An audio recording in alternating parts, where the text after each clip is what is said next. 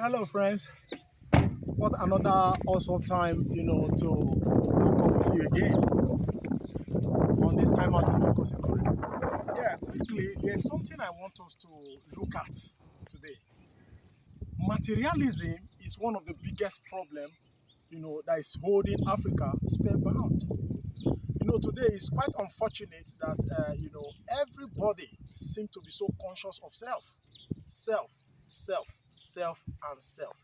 And there lies the lamentation and the trouble, holding down Africa today. Now, we have gotten to a point in the developmental process of society and mankind generally that the only way that we can actually make sustainable progress in life is for us to show some level of care to our environment, some level of concern to things happening around our environment. Now, today we believe that government should do everything for us. No, it's never possible because all over the world, there has never been a time government, actually did everything for everybody. Now, some time ago, I developed a concept tagged generalized individualism. Now, every time it's always heavy in my heart to speak on this. The afflictions we are facing today in Nigeria and in Africa at large, you talk of problems of insecurity, challenges of unemployment, challenges of, criminality, different kind of challenges today. You and I contributed to it. Today we see our politicians, posting pictures of children overseas, in beautiful universities, good institutions and all that. Self-actualization.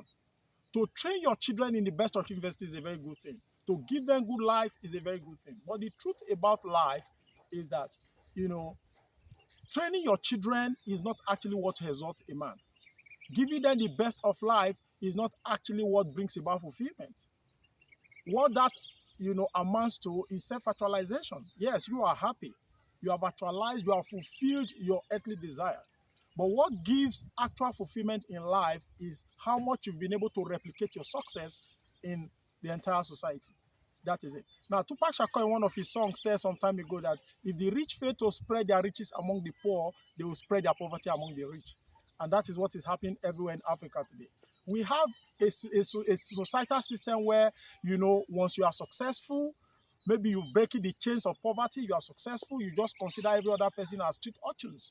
You just concentrate on just yourself and your children alone. But that does not actually bring about fulfillment.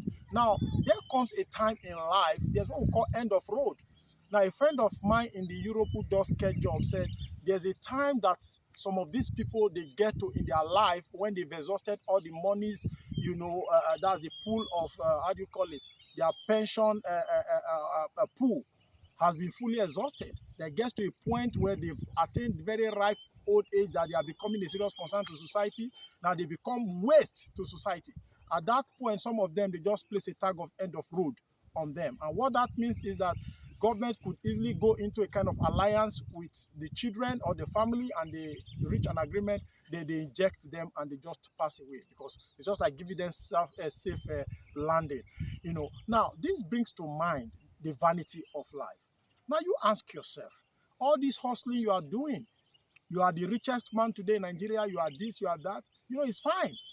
But how much of it has been replicated in the life of the commoners? How much of societal problems have you solved? Because man will be remembered for two things when he's no more. The problems created and the problems solved. What do you do every day? Do you solve problems or you just concentrate on the problems of your immediate family alone? That does not bring about fulfillment. That is what we are talking about. You pride on the pictures of your children graduating abroad or whatever, the latest car you just bought, the latest building you built. And one very thing I want to also touch on, which bothers me so much. Today, a lot of people say, they will say, a good man leaveth inheritance for his children and his children's children. We often say that. But the truth of the matter is, I think we apply it in the wrong sense. So, because a good man leaveth inheritance for his children, now you are just living, you build houses. One man will have about 1,000 houses. Now, you are building all this, living all this for your children. You buy the latest cars and all that. But the truth of the matter is, your children are not going to come and use all these things. Because there's a parable by my people, Oroka Dimoto Idawanwari. Oloka tuwe or itoranwe. What that means is that you bought a car today, in 2 years' time, that car has become old. And the Western politics and what I also refer to as a neo-colonialism or a post-colonialism, which is a higher form of colonialism, today is all this production, technological, advancement and invention people are making every day, they are all tailored at making money from Africans. You produce the latest kind of Lexus Jeep today, the first person who is going to order it is a Nigerian politician. Now, that car you've ordered in 5 years' time would have become obsolete. And that child you think you're acquiring assets and all these properties for tomorrow may not actually have the need to even come and live or stay here or look at this. Now, let's look at great men like Obafemi Awolowo. Let's look at people like Nnamdi Azikiwe and all that. So many of them, do you hear of their children today? No, you scarcely hear of them. You don't even know anything about them anymore. You're getting it? So the greatest form of investment is good to invest in your children, but most importantly, also invest in people outside your immediate family. It is very important because human investment is the greatest kind of investment you can think about. Now, when we show concern about our environment and about children, of our neighbors and society generally, there will be less of strife. There will be less of criminality. There will be less of insecurity problem. And the challenges, which is currently overwhelming the government today, will be reduced. That is just the gospel truth. Now, at old age, there are chances that even those children you spend all your life investing in, many of them may not even be there for you. Before you make one call, you see that 1,001 people you invested in their lives will be there for you. We also understand that it's a fact that not everybody actually shows gratitude or appreciation or remembers the good you do for them. But that's really not a yardstick not to help. Today, by special grace of God, through our own calling and ministry in the UPIA, we've been able to help as much as 698 people to get jobs in different establishments and organizations. Many of them are excited. They are happy today. I recall some years back, that was 2011, that we sent about 5 persons for interview in Asaba, through one of our network. About 3 eventually got the job. One of them asked a question. He said, "This thing you people are doing, what is your reward for it?" And I said that our reward for this is that when you have opportunity to help, do not hesitate to help tomorrow. Today, one of them, I'm so happy today, who worked with the Access Bank, currently is in, is in Canada with his entire family. They are happy. That is my success. That is my joy. Yeah, he may not be giving me money or whatever, but that he's happy and he's successful is a concern, is a thing of joy to me. And tomorrow, if we put a call through to all these kind of people that we have need for something, a particular project, I believe quite a number of them will respond. So that is life, and that is what gives fulfillment. What will you be remembered for when you are no more? Now, a few days ago, I went to the graveside of a very prominent Nigerian that was celebrated all over Nigeria. A man who was chairman of board for over 20 companies and all that. And at night, I noticed that the graveside was dark. There was no light. And I called the security man and said, "What's happening? Why is there no candle light? Why is there no light? On the tombstone of this great man." And he said, that diesel is a serious challenge, that the children have not sent money for diesel and all that. That's the emptiness of life. Emptiness of life. Even at grave, a man that was so celebrated all over the world, at grave is lonely. And the graveside dark. That is truth. Chances are that the person who is even going to light the candle on your tombstone tomorrow may not even be your biological son. So let us stop this madness of just thinking life is for you and your children, your immediate family alone. Let us extend. You are a wealthy man today. Many of our rich people today, you can't even trace their riches to their family. They can't even replicate to their immediate extended family, talk less of doing for society. So this is a serious challenge. We have to stop this madness in Africa. That is why Africa is backward. Over concentration on materialism. It's good to materialism is good. It's not a bad thing, but your ability to generalize it is what really matters, because God blesses you to be a blessing. That's the reason for which he blesses, for you to be a blessing to others. Now, on an end note, every day you wake up, do you bother yourself? Do you really think about wiping tears from the faces of people? When you are driving through the street and you see children who are supposed to be in school who are not in school, do you feel bothered? Do you feel the need to ask them questions? What are their challenges? And think of how you need to be of help in order to do something in their lives? Because those children you abandon today around your neighborhood are going to become nightmare. to you tomorrow. Untrained children. Today, look at the rate of HK, multiplication of HK everywhere. Now, we talk of empowerment. The best kind of empowerment our politicians give to young people today is Okada, Keke, and all that kind of stuff. That is the African mindset, because they want to keep impoverishing them in order for them to stay loyal.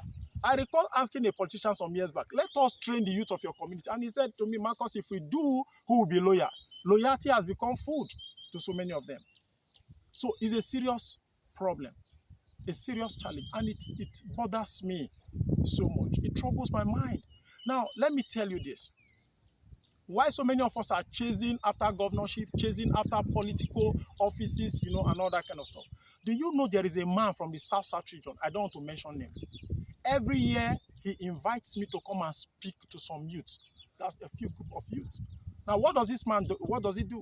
He invests in people. And his kind of investment is every year he sponsors minimum of 3 persons from his community to the aviation college in Zaria. Now, he sponsors maybe 1 or 2 for pilot to go and study to become pilots. He sponsors 1 for aeronautic engineering and other courses in the aviation sector. Then sponsors some for ATS, that's air traffic controllers course. Then sponsors some for cabin crew. Every year, that's what he does. Now, he invites a few motivational people to come and speak and give them appetite for life before doing this. And the man has established a creed.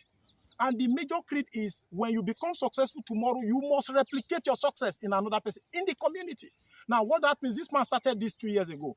What that means, if he trains a pilot every year, in 10 years, the man would have trained 10 pilots. And that tribe will have the highest number of pilots in the whole of Nigeria today.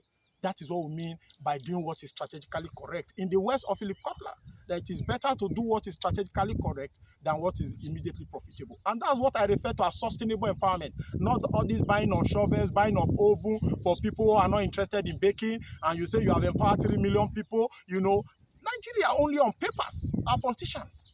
Newspapers, breaking news every day. That is not sustainable. Impacting or empowering 1,000 people who are not interested in fishing, then you give them 1 million naira each to go into fishing. They are then will buy equipment for them. Just before the end of the training, they've sold all the equipment, and you call that empowerment? So these are serious challenges. Now imagine what that man is doing. Now these people are not his family members, just from society. Now in 20 years' time, the man would have gotten 20 pilots. Now ask yourself, how much does a pilot earn monthly? The entry level for every pilot is not less than 1.6 million. That is sustainable empowerment. Now that man is going to replicate, he's going to train 1 or 2 other people, and the grid will keep, progressing. That is sustainable empowerment. So I want our people, I want us to think. It hurts me so much that the moment politicians come into corridor of power, they don't think anymore. You wait for next date of election before you show love and concern to people. You just see everybody as miscreants, the same people who elected you into office. And at the end of the day, when they come into power, they don't even know how to strategically align with consultants, with people to come up with ideas, beautiful ideas. So I think we'll put a stop to it here today. But Nigeria can be great, Africa can be great, if and only if we Africans decide individually to make it great. America is being celebrated today is great because of the creed of don't always think of what America will do for you, but what you will do for America. That is what sets a nation free. Stop thinking about your children and your immediate family alone. As a wealthy man, if you are the only rocotree in your family, then you are on a dangerous path. That is not good enough for you, because there are chances of the iroko tree falling very early, because the strength of any tree in a forest is a function of the collectivism of the trees that make the forest, and that's what makes the forest beautiful. I believe you've learned something from my broadcast this morning. If you have done so, please kindly click on the subscribe button, share so it can go viral, and always encourage your friends to do so. I remain your friend Marcus Ekura. I want to draw the curtain here today. You remember, with wings, there are no barriers. Keep flying, nothing can stop you.